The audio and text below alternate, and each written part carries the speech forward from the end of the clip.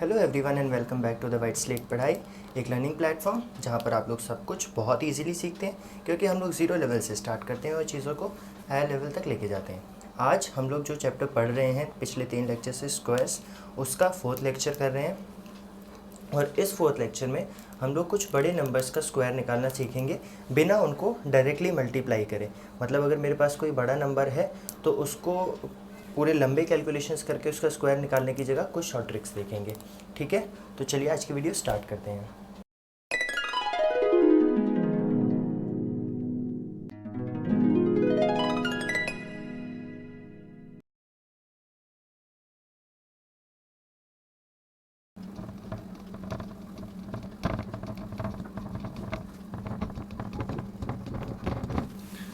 तो आज हम लोग देख रहे हैं finding square of bigger numbers.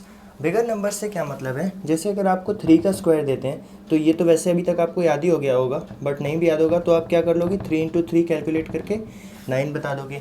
ऐसे ही आपसे 12 का स्क्वायर कहते हैं तो आप 12 × 12 कैलकुलेट करके 144 बता दोगे। बट धीरे धीरे जैसे जैसे बड़े नंबर्स आते जाते हैं, 23 आ गया तो अब आप 23 × 23 भी कर लोगे। बट आप देख रहे हो कि जैसे जैसे नंबर्स बड़े होते जा रहे हैं कैलकुलेशंस आपकी हार्ड होती जाएंगी। तो इसलिए हम लोग क्या करेंगे, हम लोग एक शॉर्ट ट्रिक देखेंगे कि कैसे हम लोग इसको सिंप्लीफाई कर सकते हैं, इसको सिंपल बना सकते हैं। देखो, अगर मेरे पास कोई भी नंबर है, चलो 23 ही देख लेते हैं, ठीक है।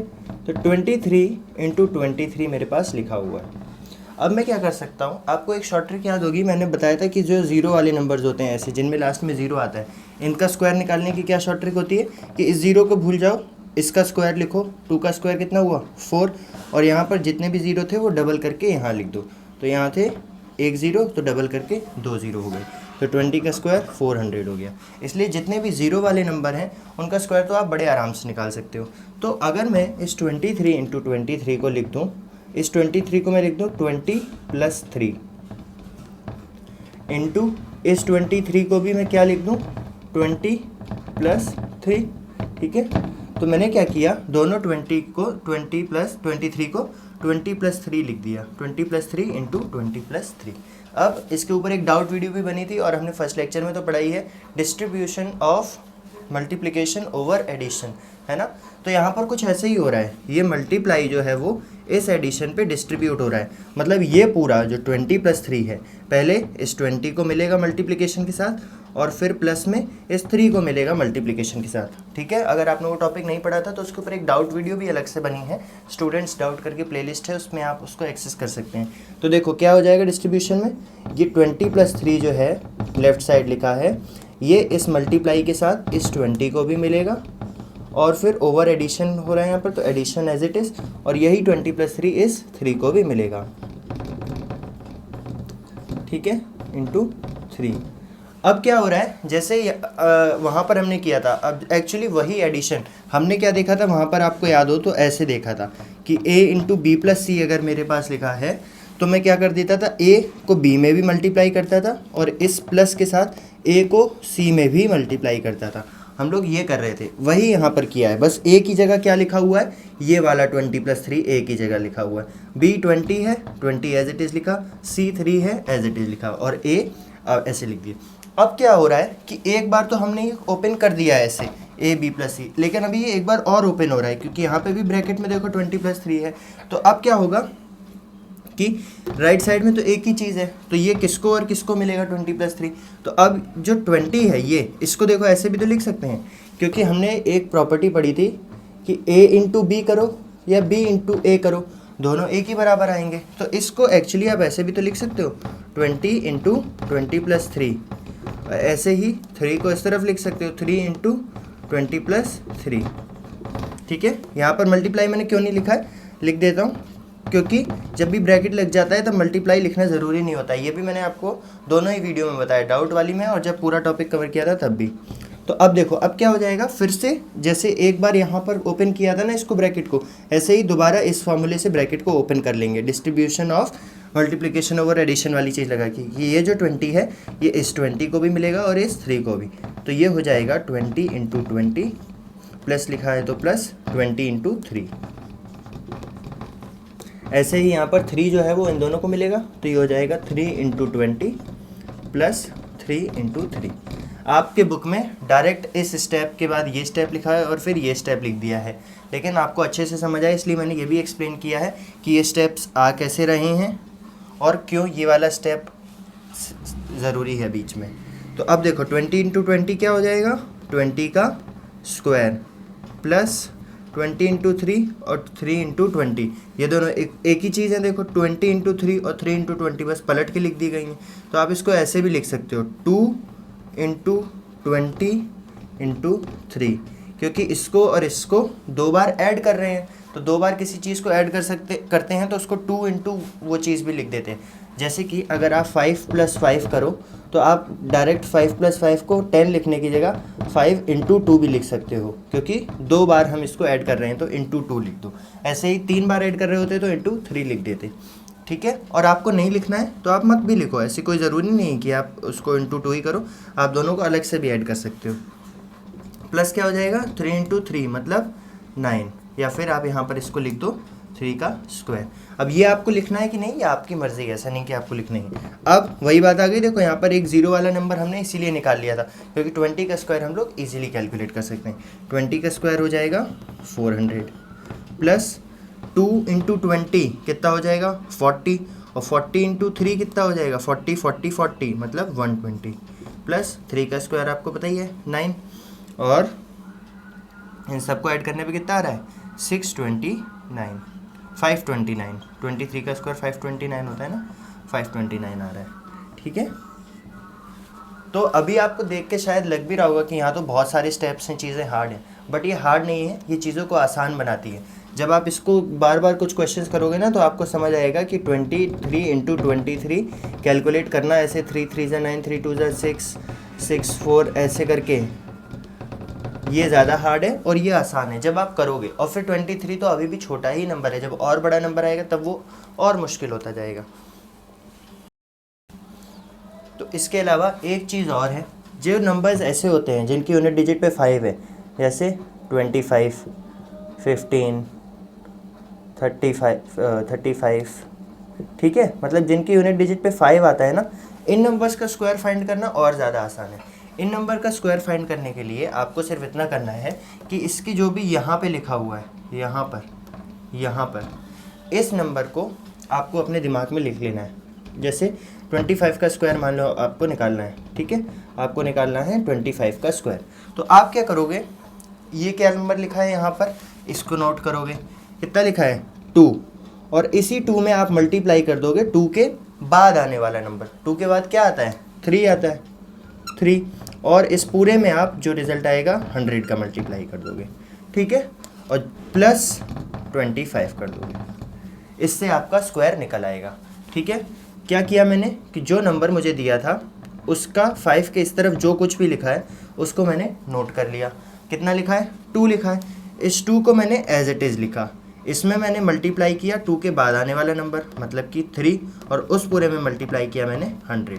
तो देखो क्या हुआ 2 3 जा 6, और 6 को 100 में मल्टीप्लाई करेंगे तो कितना आ जाएगा 600 प्लस 25, तो 600 प्लस 25 कितना हो गया 625।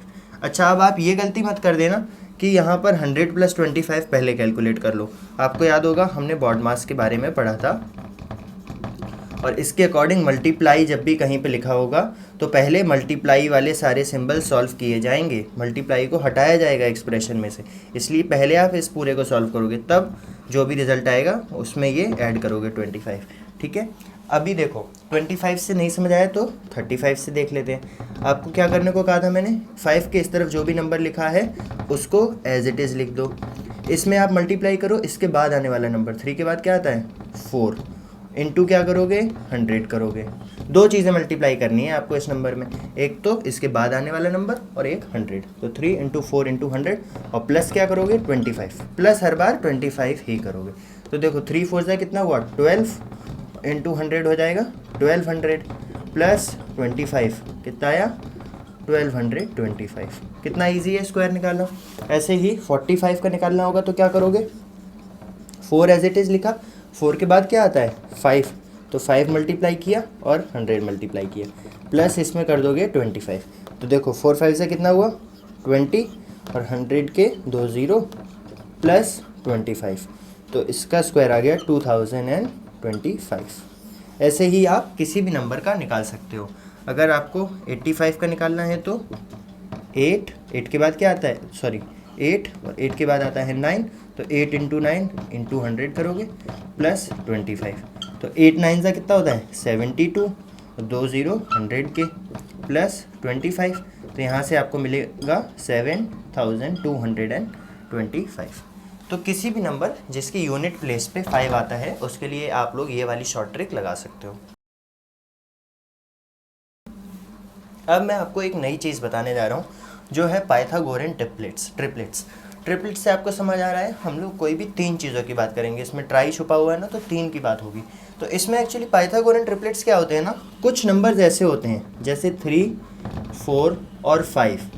अगर आप 3 का स्क्वायर देखें तो 3 का स्क्वायर होता है 9, 4 का स्क्वायर देखें तो 4 का स्क्वायर होता है 16, ये इंटू 2 नहीं कर रहे हैं, स्क्वायर कर रहे हैं, ठीक है। और 5 का स्क्वायर होता है 25।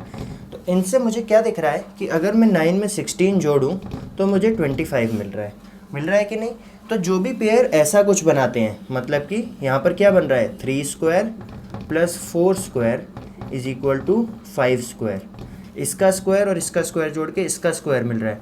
तो जो भी ऐसे पेयर बनते हैं जिसमें दो नेचुरल नंबर्स के स्क्वायर का सम तीसरे नेचुरल नंबर के स्क्वायर के बराबर आता है, इन्हीं तीनों 3, 4 और 5 को हम लोग बोल देते हैं पाइथागोरन ट्रिपलेट्स। ठीक है, दोबारा नहीं लिख रहा हूँ, ऐसे एरो करके लिख दिया। ऐसे ही काफ़ी सारे नंबर्स होते हैं, सिर्फ 3, 4 और 5 नहीं। जैसे कि 3, 4 और 5 के अलावा 6, 8 और 10 भी पाइथागोरन ट्रिपलेट्स होते हैं। मतलब कि 6 स्क्वायर प्लस 8 स्क्वायर 10 स्क्वायर के बराबर होता है। देखो कैसे, 6 का स्क्वायर कितना होता है 6 6 जा 36, 8 का स्क्वायर कितना होता है 8 8 जा 64, और 10 का स्क्वायर होता है 10 10 जा 100। यहाँ से देखो 36 प्लस 64 100 ही आ रहा है, 36 प्लस 64 करने पे 100 मिल रहा है। मतलब ये जो 6, 8 और 10 है ये भी एक पाइथागोरन ट्रिपलेट होता है। और एक चीज़ और आपको दिख रही होगी, अगर आप देख पा रहे हो तो, कि 3, 4, 5, 6, 8, 10 इन दोनों में आपस में भी एक रिलेशन है। मैंने कुछ नहीं किया, सारी डिजिट्स बस इंटू 2 कर दिए। 3 2 जा 6, 4 2 जा 8, 5 2 जा 10। तो इससे आपको क्या लग रहा होगा कि जो 3, 4 और 5 हैं, इसमें अगर मैं सब में सेम नंबर मल्टीप्लाई करूं तो जो डिजिट्स आएंगी वो भी पाइथागोरन ट्रिपलेट्स होंगी। मतलब अगर मैं 3 3 जा 9 करूं, सब में इंटू 3 कर दूं, तो 3 3 जा 9, 4 3 जा 12 और 5 3 जा 15। तो क्या ये 9, 12 और 15 भी पाइथागोरन ट्रिपलेट्स हैं? देख लेते हैं। 9 का स्क्वायर 81, 12 का स्क्वायर 144, इन दोनों को ऐड करने पे आ रहा है 145, 225, और बिल्कुल 15 का स्क्वायर भी 225 होता है। मतलब कि 3, 4, 5 में अगर मैं सब में सेम नंबर मल्टीप्लाई करूं तो मुझे पाइथागोरन ट्रिपलेट्स मिलते हैं। लेकिन फिर भी मुझे एक जनरल रिलेशन नहीं मिल पा रहा है इनका। तो कुछ साइंटिस्ट ने रिसर्च करी और एक जनरल रिलेशन फाइंड किया कि कैसे आप पता लगा सकते हो किसी भी नंबर के लिए, किन्हीं भी तीन नंबर्स के लिए, कि ये पाइथागोरन ट्रिपलेट्स हैं कि नहीं हैं। तो उन्होंने कहा कि कोई भी नेचुरल नंबर m, मान लो कि ये m एक नेचुरल नंबर है, अगर ये 1 से बड़ा है, और एक कंडीशन और है 1 से छोटा नहीं होना चाहिए। वैसे तो नेचुरल नंबर लिख दिया तो ऑब्वियस सी बात है आपको ये लिखने की ज़रूरत नहीं है, लेकिन फिर भी ठीक है, लिखने की ज़रूरत नहीं है, बस नेचुरल नंबर लिख दो आप। कोई भी नेचुरल नंबर m, ठीक है, कोई भी नेचुरल नंबर m जो 1 से बड़ा है। 1 से बड़ा लिखने की इसलिए ज़रूरत है क्योंकि 1 नहीं इंक्लूडेड है इसमें। तो कोई भी नेचुरल नंबर m जो 1 से बड़ा है वो कुछ इस तरह के पाइथागोरन ट्रिपलेट्स बनाएगा।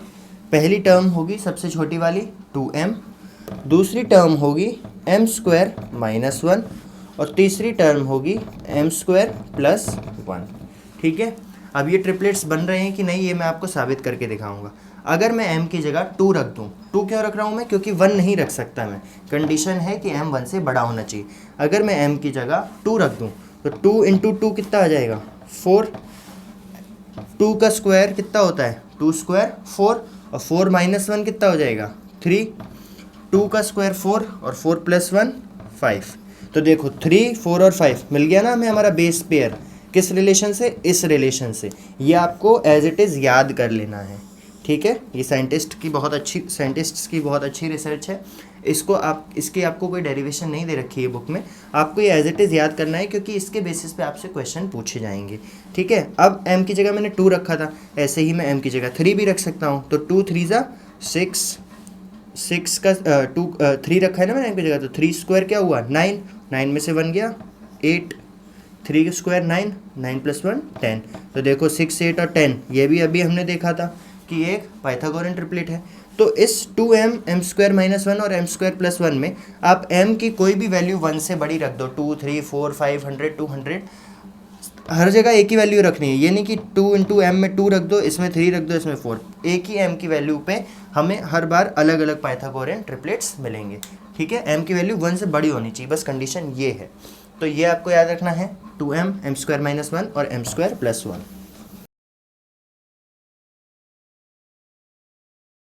ठीक है।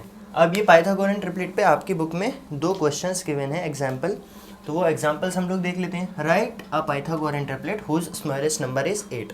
तो उसने हमसे कहा कि एक पाइथागोरन ट्रिपलेट लिखो, मतलब 3 नंबर लिखो पाइथागोरन ट्रिपलेट जो फॉलो करते हैं, जिसमें से सबसे छोटा वाला नंबर जो है वो 8 है। एक नंबर उसने दे दिया है। हमें क्या पता है कि 3 नंबर्स क्या क्या हो सकते हैं? 2m हो सकता है, m² - 1 हो सकता है, और m² + 1 हो सकता है। अभी मैंने आपको बोला था कि 2m सबसे छोटा नंबर होता है, लेकिन वो 2m सबसे छोटा नंबर हर केस में नहीं होता है, m² - 1 भी सबसे छोटा नंबर हो सकता है, ठीक है। 2m सबसे छोटा नंबर वैसे तो किस केस में नहीं होता है ये भी बता दूं, सिर्फ एक ऐसा केस बनता है जिसमें ये नहीं होता है, और वो है सबसे पहला केस जब आप m को 2 रखते हो। उसके अलावा हर केस में यही सबसे छोटा होता है, लेकिन फ़िलहाल के लिए आपको ऐसा मानना है कि ये छोटा नहीं है। तो अब आप क्या करोगे? आपको देखना है कि ये 8 जो है या तो 2m हो सकता है या m² - 1 हो सकता है, और m² + 1 किसी भी केस में नहीं होगा, ठीक है। या तो 2m होगा या m² - 1 होगा। तो आप क्या करोगे कि इन दोनों को, अब आपको क्या चाहिए? m की वैल्यू ही तो चाहिए, एक वैल्यू आपको दी हुई है। तो आप सबसे पहले 2m के बराबर रख के देखो इस 8 को। तो 2m = आपने 8 लिख दिया, क्या मिला आपको? m = 4 मिला आपको। जब आपने 2m को 8 के बराबर रखा तो आपको m4 मिला, कि दोनों साइड्स को 2 से डिवाइड करके। अब m जब आपको 4 मिल गया है तो यहाँ पर आप क्या रख दोगे? m को 4 रख दोगे। 4 का स्क्वायर कितना हुआ? 16। इसमें से -1 किया तो क्या आया? 15। मतलब कि अगर ये पहला टर्म 2m जो 8 के बराबर है, तो दूसरा टर्म कितना आ जाएगा? 15। तीसरा कितना आ जाएगा? m का स्क्वायर, m कितना है? 4, मतलब 16, और +1 कितना आ रहा है? 17। तो तीसरा टर्म जो है वो 17 आ जाएगा, ठीक है। इसके अलावा अगर यहाँ पर 2m से क्या होता, यहाँ पर अगर मेरे पास कोई इवन नंबर ना होने की जगह ऑड नंबर दिया होता, उसने क्वेश्चन में 9 दिया होता, तो अब 9 से देखो, जब आप 9 को 2m के बराबर रखोगे तो m की वैल्यू कितनी आएगी? m आएगा 9, और ये नीचे जाएगा तो 9/2। तो अब जब m फ्रैक्शन में आ गया है तो आप समझ जाओगे कि आपको m को इसके बराबर, इसको जो आपको क्वेश्चन में दिया है उसको इस 2m के बराबर नहीं रखना है। कभी भी आपको मतलब कि ऑड नंबर दिया होगा वहाँ पे, तो आप इसके बराबर नहीं, इसके इक्वल रखेंगे उसको, m² - 1। अच्छा, अब अगर मैं आपने में से किसी ने क्वेश्चन में क्या किया होता कि वो जो 8 आपको गिवन है, आप कहते हैं कि 2m नहीं, ये तो m² - 1 वाली टर्म है, तो भी आपका आंसर आता। अगर आप m² - 1 के बराबर रख देते उस 8 को, ठीक है, तो अब ये -1 उस तरफ जाता, तो मेरे पास रह जाता m² = 9, ठीक है। मतलब कि m का स्क्वायर जो है वो 9 के बराबर आ रहा है। किस नंबर का स्क्वायर 9 होता है? आपको सबको पता है 3 का, मतलब कि m की जगह आप 3 लिख सकते हो, 3² = 9। या फिर इसको ऐसे नहीं लिखोगे, इसको आप लिखोगे m² = 9 को आप क्या लिख सकते हो? 3 का स्क्वायर, और ऐसे में स्क्वायर और स्क्वायर आपस में दोनों साइड से कैंसिल हो जाते हैं, तो आपको m मिल जाता 3। देखो अभी आपको m क्या मिला था जब हमने किया था? m मिला था 4, अब m क्या मिला है? 3। लेकिन अब आपने इस वाली टर्म को 8 लिखा है, m² - 1 वाली टर्म को, पहले हमने इसको 8 माना था। तो अब जब m 3 मिल गया है तो m को 3 यहाँ पर रख के देखो, तो 3 का स्क्वायर क्या हो जाएगा? 9 + 1 10 हो जाएगा, और यहाँ पर 3 2 = 6 हो जाएगा। तो अब देखो आपको एक अलग पेयर मिल गई, 6 8 और 10। पहले हमें अलग पेयर मिली थी, 8 15 और 17, दोनों ही आंसर सही हैं। बस इससे आपको ये सीखना है कि जब भी क्वेश्चन में आपको पाइथागोरन ट्रिपलेट दिया होगा और अगर स्मॉलेस्ट बोल रखा है तो आप उसको या तो 2m के इक्वल रख दो या तो m² - 1 के इक्वल रख दो, ठीक है। अच्छा, अब उसने हमें क्या दे रखा था, स्मॉलेस्ट नंबर इज़ 8, ठीक है। यहाँ पर हमें 2 पेयर मिले हैं, एक मिला है अभी 6, 8 और 10 और एक मिला था 8, 15 और 17। क्या 6, 8 और 10 में 8 सबसे छोटा है? बिल्कुल नहीं है, 6 है सबसे छोटा।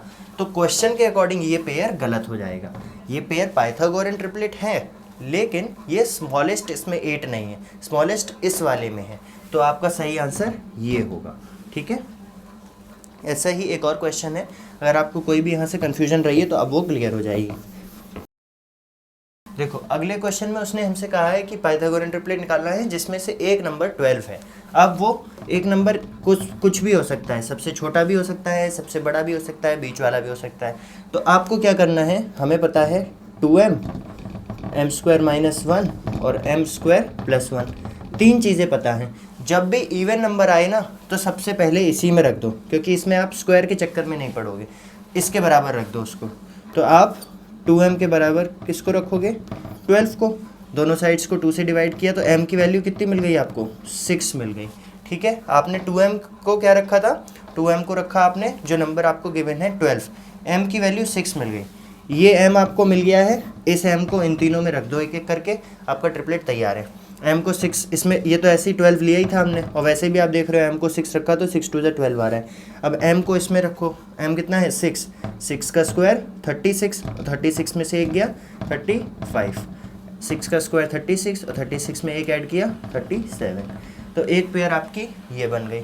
दूसरी क्या बन सकती थी, आपको एक ही पूछी है, क्वेश्चन आपका यहाँ खत्म हो चुका है। अब मैं आपकी नॉलेज के लिए आपको आगे बता रहा हूँ। अगर आप इसमें नहीं रखते, आप बहुत बड़े मैथमेटिशियन हैं, आपको कैलकुलेशंस हार्ड बनाने का मन करता है, आप इसके बराबर रखते हो उसको, m² - 1 के बराबर रख दिया आपने 12 को। तो अब आपको m² कितना मिल रहा है, ये +1 हो जाएगा वहाँ जाके, 13 मिल रहा है। आपने स्क्वायर पढ़े होंगे, 3 का स्क्वायर होता है 9 और 4 का स्क्वायर होता है 16, मतलब कि 9 और 16 के बीच में कोई भी परफेक्ट स्क्वायर नहीं होता। पर यहाँ तो 13 आ रहा है, आपको पता चल गया 13 परफेक्ट स्क्वायर नहीं होता, हम इसको आगे सॉल्व ही नहीं कर सकते। ऐसे ही जब आप इसके साथ करोगे ना +1 के साथ, तो ये यहाँ जाके 11 देगा, और 11 में भी आपको पता चल जाएगा कि 11 परफेक्ट स्क्वायर होता ही नहीं है। तो जैसे पिछले क्वेश्चन में क्या था कि 2m पे भी हमें सॉल्यूशन मिल रहा था और m² - 1 पे भी, यहाँ पे नहीं मिल रहा है, यहाँ हमें सिर्फ 2m पे सॉल्यूशन मिल रहा है। और आपको हमेशा कोशिश करनी है कि इवन नंबर दिया हो तो 2m से ही स्टार्ट करो, इवन नंबर नहीं दिया है तब आप सोचो m² - 1 या फिर m² + 1 पे आने की। इवन नंबर दिया हुआ है तो उसे 2m के इक्वल रखो, m की जो भी वैल्यू मिलेगी उसको इन तीनों में एक एक करके पुट करो, आपकी पाइथागोरन ट्रिपलेट्स आपके सामने होंगी, ठीक है। तो यही दोनों एग्जाम्पल दिए हुए थे, ये एग्जाम्पल 3 था आपकी बुक में, और इसके बाद एक्सरसाइज 6.2 है जो हम लोग ऑब्वियसली अगली वीडियो में करेंगे।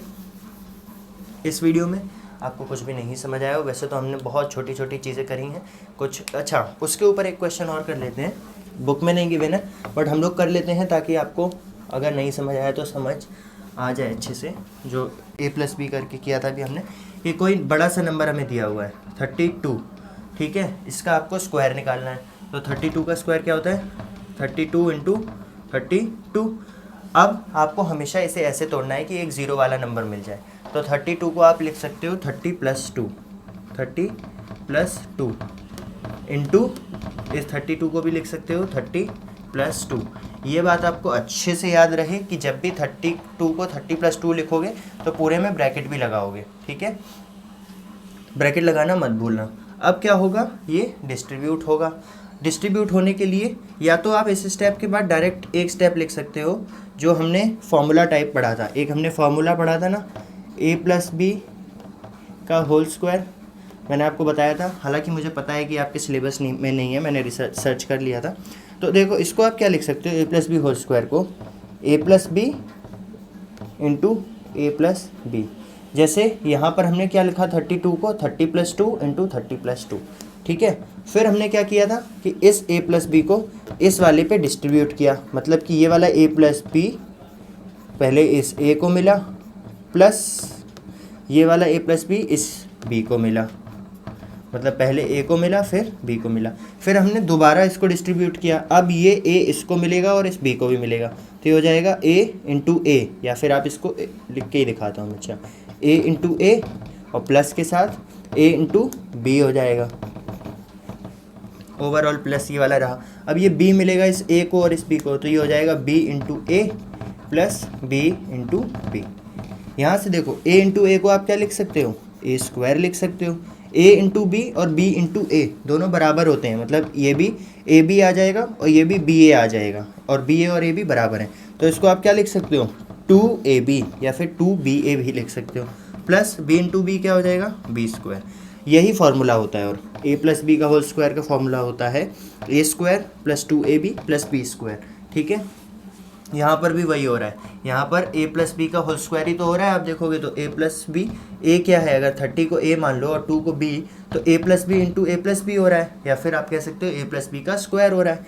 तो अब ये फार्मूला आपको मिल गया है यहाँ से, तो आप इस स्टेप के बाद डायरेक्ट ये स्टेप लिख सकते हो, a का स्क्वायर मतलब 30 का स्क्वायर प्लस 2 इंटू ए इंटू बी, मतलब कि प्लस 2 इंटू 30 इंटू 2 और प्लस बी मतलब दूसरे नंबर का स्क्वायर।